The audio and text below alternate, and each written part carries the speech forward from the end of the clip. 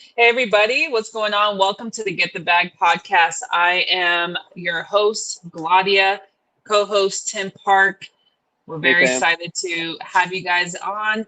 We're back with another really cool guest and topic. But before we get into that, don't forget to like, subscribe. Um, we want to see you guys learn and grow along with us. So we think this specific topic really will resonate with a lot of people, because it's something that's not really talked about. And, this dear friend of ours, we met over a year ago and just really connected. They're a multifamily real estate investor, entrepreneur, and financial relationship coach. She has spent her professional career in commercial real estate, honing asset management and leasing skills, leaving the corporate world in 2023. So just recently, after achieving financial independence with her own real estate investments, which is amazing. She's also co-founder of Real Growth Investments and Empowered Capital Partners. She helps couples build a stronger relationship with each other and their finances, while also helping active investors grow their portfolios as a private money lender. Let's welcome Danielle Dunn to the Get the Bag podcast. I am so excited for this topic. We were kind of talking backstage, but just like, whether you're married or not, like there really isn't a blueprint, or at least I haven't seen, on like how couples can really, as we called it this today's episode, crushing their financial goals and investments. So really excited to keep it real today. Hi, thanks for having me. No Welcome. problem. Welcome. So tell us a little bit about you. For those who don't know you, I kind of mentioned a little bit, but like, were you always into real estate, or like, sounds like you have quite an extensive real estate background.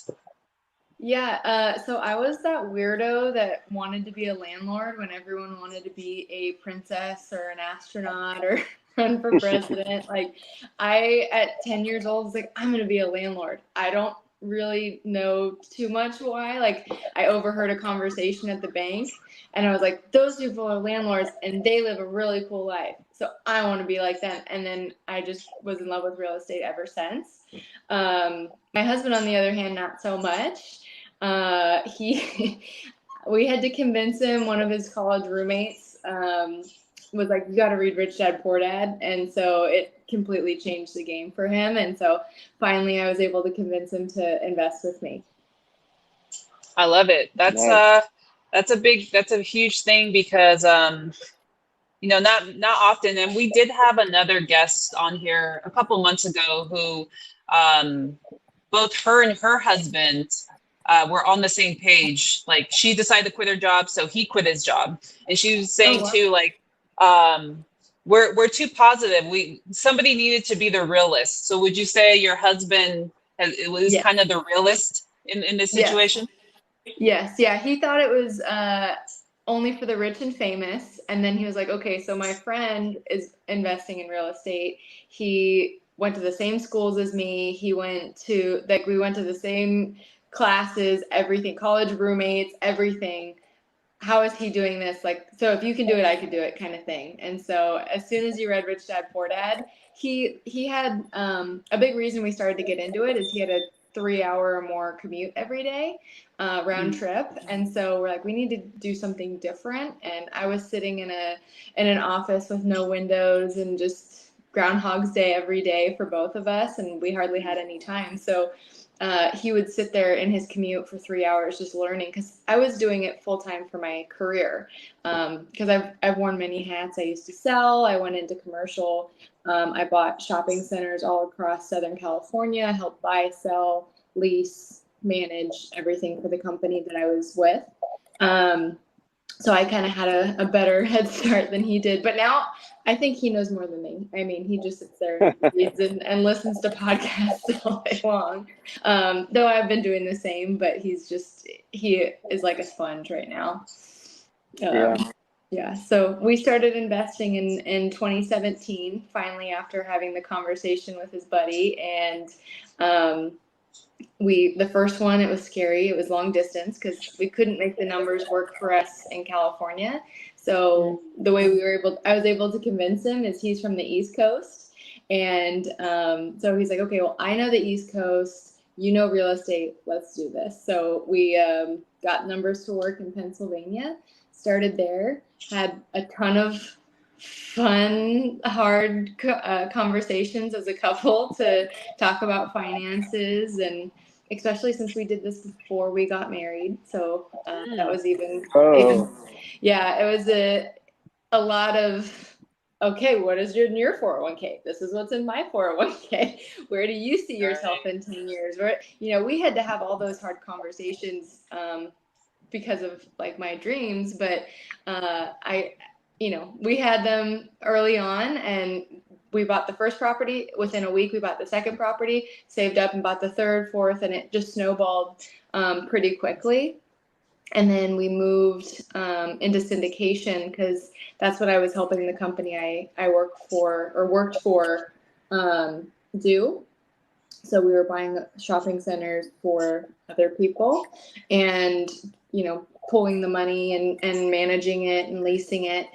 So I was like, okay, well, if I can do it for somebody else and make them a lot of money, why can't we do it for ourselves? So we moved into that. We got into a couple mentorships just to make sure, like, you know, we're going to be messing with our money and their money and our time and everything. So we wanted to make sure that, you know, I wasn't going to call my boss or the owner of the company and be like, hey, so this is happening. What do I do? So we got into a few mentorships to help us out there, and just skyrocketed. And then we made some partners and got into the lending side because we noticed a huge need for that, for the gap funding, where, you know, you're trying to finish a raise, you just need that little bit of cash to finish it up, so you have like an extra month or something to raise for. So we come in and help with that, or the earnest money deposit, where some people, you know, just don't have enough to get into that deal that's a smoking deal.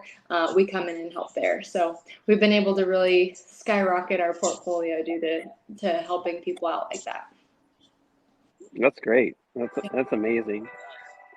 And one of the things that you touched upon is, like, you guys started doing this before you guys were married. So a lot of people, you know, partners get into stuff, and you hear people like, oh, don't invest in a property, or don't buy a property before you're married, and all of that. So how did you guys, I know you had a real conversation over finances. What other things that you guys had to do to kind of talk about before getting into, like, even a multifamily investment? Yeah, so we have lots of conversations all the time just to make sure that we're, you know, on the same page. Our goals are still continuing to grow in the same direction. But to start it out, we kind of had to say, like, this is where I want to be in 10 years and in 15 years and 30 years. Like, this is where, when we retire, this is what it would look like for me, and vice versa. Do you see this relationship continuing on a long basis? You know, that's kind of hard for, especially as a woman, being like, so are you gonna marry me? Right. No, it's like, you want to invest in this house? It's not even like marriage. Yeah. So I'm like, so do you see this as a forever thing? Because I do. So it was a lot of having those types of conversations, and then really honing in on, like, this is my risk tolerance. What is your risk tolerance? Because, you know, I'm a little bit more open to risk. We're young. We can risk something more than someone in their 60s. And so he was more, originally he was more in the mindset of, like, no, we have to be super safe. Like, anything that could risk our money, I'm not doing it. And then he read, you know, the purple book that gets everyone to change their mind. Purple Bible, we like to call it. There you go. Yeah. And so from then on out, he changed it. And so now we're on the same risk tolerance. So we had to set up a couple different areas in our conversation to make sure we were, you know, feeling the same way. And then once we did, we wrote up a contract that, in case something went south, you know, I'm 50% owner. He's 50% owner. And we wrote up like, if something were to happen, this is how we would manage it. Really got A deep. prenup before a prenup. Yeah. Yeah, a prenup before a prenup. And so from then on out, like, it was fine. Now we're working on getting rid of that agreement because we're married and we don't really need it anymore. Right. The marriage handles that. Amendment. You need to amend that. Amend that. Yeah. I love it. I love this so much because you guys got comfortable with those really hard conversations early, and it's really cool that you guys figured that out before you guys got married, because I'm sure that also showed how you guys collaborate. You can kind of see like, okay, like it took him a little bit longer to come around, but once he got it, it's like and now you guys haven't looked back. So I think coming from someone who's been married and then Tim's married, like him and I have even discussed kind of the struggles of the conversations with someone who doesn't really understand the real estate, and the risk tolerance I think is also huge. And trust is such a huge play when it comes to this, because there's something there that there's some fear there. And sometimes with fear, it's usually lack of knowledge. So it's really cool that, Christian, your husband, like went to find that knowledge. And then once he found that, although it may have been from his buddy, but it's still, he learned something to come back and be like, hey, you know what, you were right. Or yes, I'm all in. And I think a lot of couples or marriages, they don't ever get to that point to have those really hard conversations where it's like, hey, show me your bank statements, show me this or that. There's like a stigma of, just people being really uncomfortable. And I think it's just all comes down to lack of knowledge. So I think that's really cool because that's not really heard of. It's not normal, for the most part. It's not. And I also had to have that, like, I told you so attitude had to go away, because well deserved. he came to me being like, we should invest in real estate. Would you be interested? Oh, and no. I was like, no. I was like, that's a great idea, honey. I love that idea.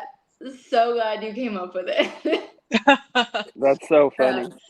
So, some people would kind of be like, I told you so. And so that's where you go into that relationship, just starting out, just kind of in a negative way. And so I had to let it be a little bit of his idea. I led him to water, and he had to find his own way to be able to drink it. I love that. I love that analogy. What would be some tips? Because I think it does come down to trust, and it's like navigating the conversation with somebody who maybe has no idea what real estate is, or is too scared. Like, the risk tolerance, I think, is a huge play. I've always been more like, yeah, let's go for it. If I believe in myself, but maybe if someone else wouldn't necessarily be like that. What are some ways to navigate those kind of conversations for couples that, when one is like all in and one is like, I don't know. So we believe trust is extremely important, and having those open and honest conversations of where you are. I mean, this is the person you essentially either want to spend the rest of your life with, or already made that decision and are going to spend the rest of your life with. So getting uncomfortable is totally fine and normal. Money and investing is actually kind of a taboo topic that society has told you can't talk about. And so you go into a relationship feeling the same way, and this is the person this is your teammate, right? This is your partner. You are choosing to be with this person. You should be able to be comfortable about talking about anything with them. And a lot of the times it does lead into this fight and this negativity, but you want to be able to be open and have conversations that are more of like, I would like to do this, but I'd like us to do this and do more inclusive language versus just being like, Mm, you don't ever want this, and that right. type of mentality. And so really coming in and working together and making sure you have those open conversations, because a lot of relationships, what they do is they're just like, one person is like, I'm not really interested, so if you want to do that, then go ahead and like you handle it, but that's all on you, so don't mess up. And then you've got Right. the other couple that's just like, okay, well, I'm going to do this, but you just put a lot of pressure on me. This is where we're going to go, and this is the goal that we talked about on a surface level of where we want our future to be, but realistically that person's going to go in the direction that they're going to lean more in the direction of where they want their goals and their future to be, which then can cause the resentment from the other person to be like, well, you're just creating the life that you want and not that we want. Well, you didn't have that conversation. Right. You didn't talk about it. And so being able to trust even that initial conversation is not going to explode is even just the first step in trusting. Right. Yeah. No, I think that's super important in regards, because when you establish the trust early and have the hard conversations early, not necessarily you're going to not have hard conversations in the future. It's Yeah. just going to help with the whole trust, like, oh, I Mhm. trust you. The Yeah. conversation may shift into a different direction instead of an argument later Yeah. on. So, Yeah. especially you guys working together now, we all know how stressful like doing deals and capital Yes. raising and everything is, and then put Yeah. your spouse on top of that as well. So it could get a little hairy. How do you guys kind of overcome those challenges of the stress level between just being married and then also the stress level of real estate? We both can handle just about anything within the business. He's got his things that he's better at, and I have my things that I'm better at. We usually will lean on that person to take that role, but knowing that the other person can come in and support if needed. So it doesn't feel like it's an all on me and an all on you. Just like any team, with the two of you Right. guys, you guys support each other in any way, shape, or form. This is how our relationship is as well, and we also like to have fun as well, so it's not always business, Right. because Mm.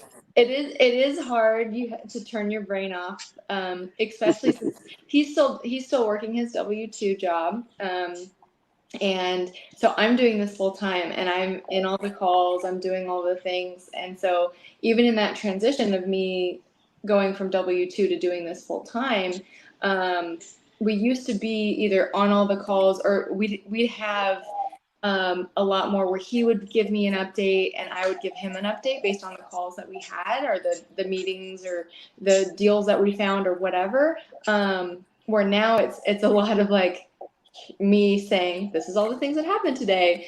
How did Right. your one or two calls that you had go?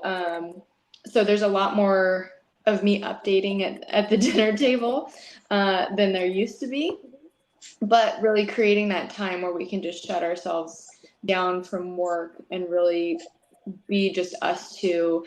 And even if it's just cooking dinner together and just having fun that way, just taking simple little daily things that you have to do to survive and trying to make it fun.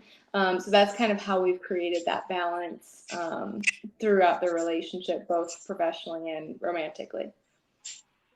Yeah, that's always the hardest part too. Mm. And that's something, obviously me and Stephanie, we're both very involved in our businesses too, but it's like you said, the shutting off is always the hardest part, because Yeah. even, we could be like cooking and stuff and something pops up like, oh, I should, about the deal or whatever. It's so hard when Yeah. like we're so involved in it. But it is really important to detach. And so just Yeah. finding those times to, for us, it's like going to the beach or going on bike rides, just something like where it's just us together that I think people forget about. It's just those little things. Trips are always nice. You know, when planned, nice. right? You guys, you Yeah, know, went on a definitely. really beautiful trip not so long ago. But I think that those are things that really aren't talked about, of like, you know, finding ways to detach from the real world, because, you know, not only is your husband your business partner, but he's also like, you know, you guys are married. So it's like, real estate is a long game, and so is marriage, you know, if you really want to stay together. So what are things that you can do to stay together? You know, I joke about all the time, like Tim is my work wife slash my work husband. Yeah. You know, but it's really important too, even for a partnership too, is like to, it's not all about the business too. It's like finding ways to have fun and to connect on a deeper level. Because it's like, if you really want this to work out, I mean, how many business partnerships haven't worked out? I know Tim has had a few, because it's like at some point, you know, just things don't align, and that's okay. But the amount of I think couples therapy that they need in the business relationship world is outstanding. They need therapists for that, for sure. Absolutely. So I want to shift gears into your guys' like real estate portfolio investments. What, you know, you quit your, I keep saying you quit, but you know, whatever, things happened. Maybe because I quit. Like, it's like, you know, getting on. So, you know, you transitioned from your W-2, went separate ways, and you know, it took you some time to get kind of ramped up into like the full time, and that's something I'm in the process of doing right now too, because it is a mental shift you have to do. So talk about how you guys are like approaching your investments. You mentioned syndications. I know you guys are part of a few deals. What's kind of what are some things that you guys are working towards? When you had the conversation for 2024, what was kind of like the goal that you guys really wanted to attack this year? So cash flow has always been a priority for us, but even more so with our lending business. It's us and two brothers for Empowered Capital Partners, and we work amazing together. And our business is more of very similar to wholesaling. You lend out the money, you get quick cash. We stay in the deal a little bit in that, so you get a little bit of quick cash, and then you move on to waiting till you get that cash flow way far down the line. So it's a little bit of a different approach. Whereas with Christian and I, it's very much like we need to figure out how to get cash flow, because we're very close to getting Christian out of the W-2. And if we wanted to leave California, he'd be out already just fine. Right. Right. We like it here in the sunshine. So we got to, save up a little bit more. But so our cash flow has been a huge thing for us. And in talking with our business partners, we've also been considering doing more where we sponsor on deals to really start the cash flow there as well. So that's been a new conversation for us, and that we've been interviewing with some people who'd like us to sponsor on their deals. So that's kind of where we're moving towards in 2024, is finding cash flowing properties and sponsoring on people to one, help them close, and two, help us build our portfolio and get some cash flow. I love it. What areas are you guys looking? Out of state, and like what kind of multifamily deals? I'm assuming these are like bigger deals. We're actually looking at maybe smaller deals, because we're doing a deal right now that's $19 million, and the purchase price is $19 million, and that's a really hard, long raise. Right.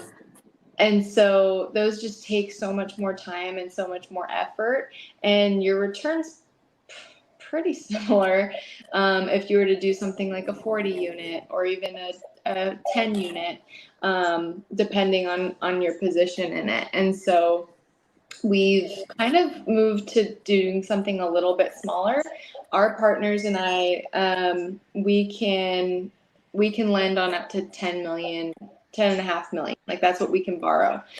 So we can sign on something along those lines. So we don't really want to go higher than that, but we'd prefer to stay something in the 5 and under range just because of safety. With the current market, a lot of people aren't wanting to invest in something or even investing in something that we can just take on with our own capital and even bring in a JV partner who wants to help and put down the rest of whatever we can't afford to put down. So that's kind of where we've been looking, and we like red states and up and coming, the typical red state up and coming area market and B, C class properties. Yeah, I love it. I was gonna ask that, like, what type of asset classes were you looking for? Are these a little bit more value add, and then you're stabilizing them to get them, revenue positive. So that was some of the questions that I had for you. Yeah. So we do like a little bit of value add. We're not wanting a distressed property. Something that we can come in, turn a couple units, and really just get the rents to where they need to be. So minorly distressed.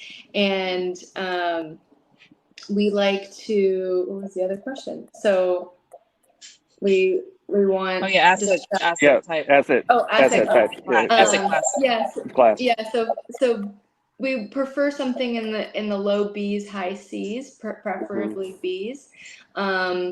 We're really interested in actually workforce housing. We really like helping with Section 8 because one, you get guaranteed rent, and two, you actually get to provide some really nice opportunities for people who can't really afford it. And we have had some of the most amazing Section 8 tenants that are like, don't ever leave. Please keep our house nice. So yeah, we like workforce as well. Yeah, so for those who are listening, like, we have a buyer right here. So if you're marketing in the red states, and multifamily or any opportunity, like you said, we have Danielle here. So yeah, we're even interested in the small stuff too. So if it's a single family or something, we're open to it. Not so big anymore. We're not really interested in the 19 million. You guys have moved on up. Right. Yeah.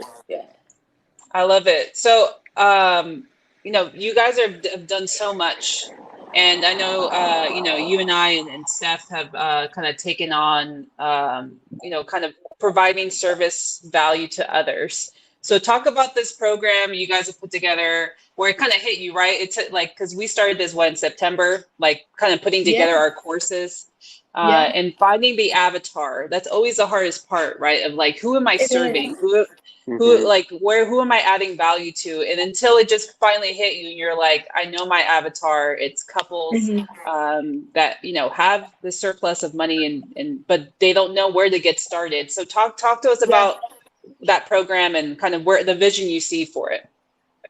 Yeah, so originally we were going into this when I started this in September, wanting to really help people get into deals completely hands off.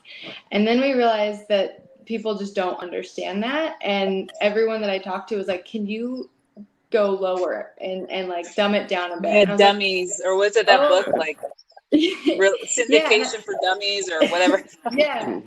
And I was like, I thought I was at that level, but I guess I need to go lower. And so when talking to them, they're like, yeah, can you talk more about financial literacy? And so we're like, okay, well, there's a lot of stuff they didn't teach you in school, even just credit cards and getting a mortgage and, getting any sort of loan, sharing a bank account. All of those things come into play. And I didn't even understand that that's at first. Well, I knew in some of the conversation that I had with people, but I didn't realize that was such a huge need. And so the more research that we've done, the more conversations that we've had, we've really found that the couple wants to get on the same page about financial literacy, because one person and the conversation in general, so that they can then invest. And so that's where we've come into this. The conversations we've had is, one partner A is like, hey, I have no interest in investing. I just want the dream future that the American dream that society promises me. And Right. then you've got partner B that's like, well, I think we have to do a little bit more work to get there than just the typical 9 to 5. And they don't know how to communicate. And so we've been helping couples now where we get them on the same page. We help them understand what their goals are as individuals and how to combine that into their goal as a couple.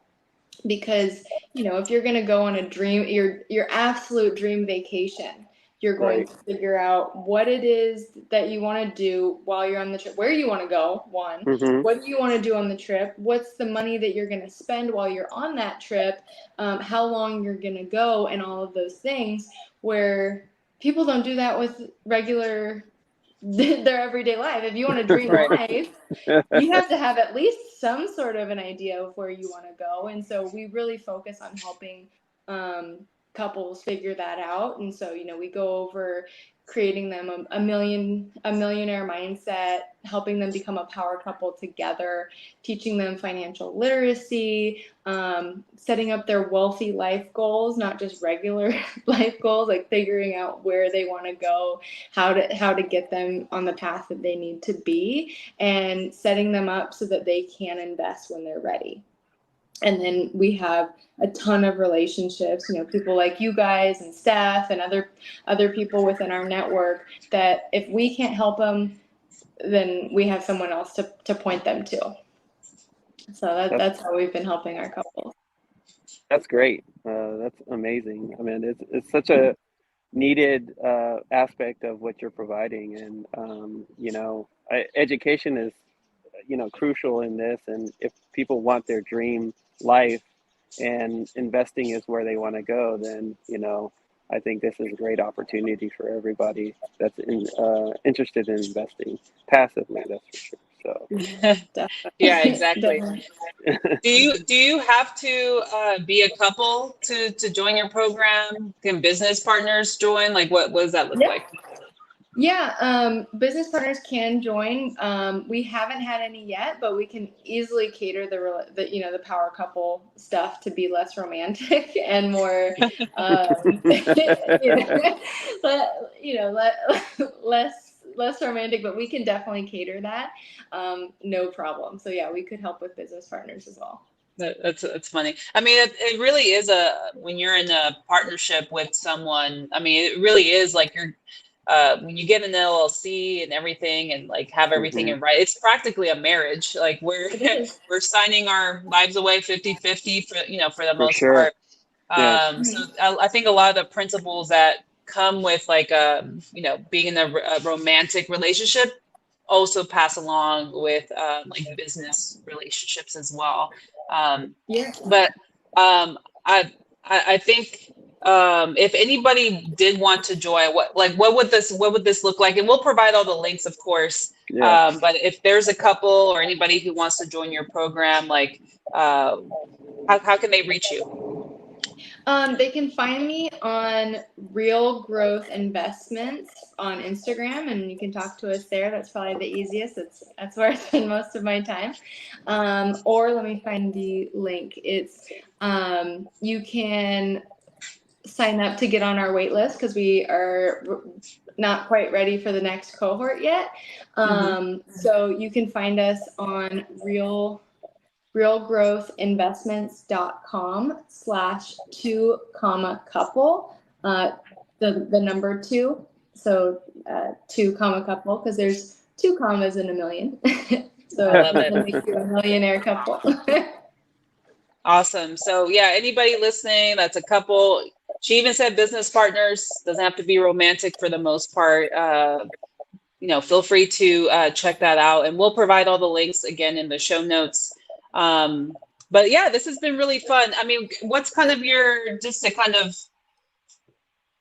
end it, like what advice would you give, I guess, any aspiring couples that are stuck, or again, you kind of mentioned this throughout the chat today, but what's kind of like yeah, I guess words of wisdom to anyone that kind of really wants to get into this, really focus on passive investing or active, but yeah, what would you say? I'd say really define your why you're doing this in the first place. Going into a relationship and now essentially a business relationship, because you are investing together, knowing why you want to do this. Do you want to retire in the next 30 years? Well, then we need to figure out where we're going to invest. Are you going to do something to maximize your appreciation? Or do you want to quit your job, start your dream career, or dream business, or travel the world, or whatever that may be? You need cash flow. So you're needing to find something that's going to give you cash flow now instead of later. And so defining why you want to get into investing in the first place, and really why you want your dream life to be the way it is, and figuring out that, so that you can then come into a common goal and have that strong why together. Because when you're trying to maybe essentially budget to get yourself maybe not to spend so much, because since COVID and everybody getting those stimulus checks, people are spending more money than ever, and credit card debt is through the roof. And so, one, trying to get yourself out of that, and two, trying to budget yourself so that you can have the money to invest. Really knowing what your why is going to help you when things get a little tough, or you didn't get a quick win, because this is a long game. You are investing for your future, for me, very long out in the future, because I hope to live for a very long time. So, really figuring out why and how to get me small little wins to keep me on path, because of it being such a long game. So your why. Yes, that's so key. I love that. I think for couples specifically, I mean, even for business partners, like, you each have your own why. You should have your own why of like what drives you. And then when you come together, you kind of align on your whys as well. But individually, you should have your own sort of why that moves you, that on those tough days, like you said, like we lost a deal, or shoot, we lost 3 deals in a row, like, and you feel like quitting, or you're like, why am I in this? You really need something to let that's your why, that's strong enough to get you through that. And I always say, like, celebrate your small wins. Like, you got something under contract, or you got an LOI in, or whatever it is, because this is the long game, and the times where things go bad, like, you really need to something foundational to hold you accountable. So that's such a great insight, and really appreciate again, sharing what you guys are doing. Really excited to see, because we've kind of, at least for me, seeing you from like September now, like where you're at is like really, really exciting. So thank you so much, Danielle, for joining us. You dropped so many gems, and for those listening, hope you guys replay it again, and make sure you reach out to her on Instagram, I think Facebook, and everything else. Real Growth Investments. Tap in with them if you want to join their wait list. I believe realgrowthinvestments.com /2 couples, I think, right? But we'll show all that in the notes. Thank you so much, Danielle. We'll have to do a recap maybe next year. Yeah, for sure. Definitely. I love that. Thank you so much for having me. It's been fun. Of course. Well, hope you guys enjoyed this. We'll catch you guys on the next one. See y'all then.